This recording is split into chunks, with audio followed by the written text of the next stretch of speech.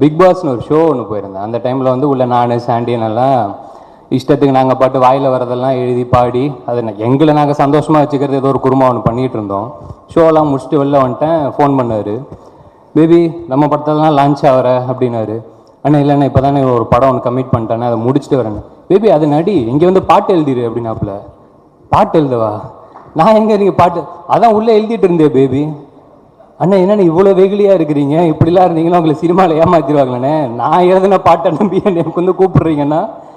அப்படிலாம் இல்லாமல் அன்னைக்கு நல்ல வேலை அந்த காலை கட் பண்ணதால் அதுக்கப்புறம் கரெக்டான ஆளுங்களோட சேர்ந்து இப்போ ஒரு நல்ல நிலைமைக்கு வந்திருக்கீங்கன்னு நினைக்கிறேன்.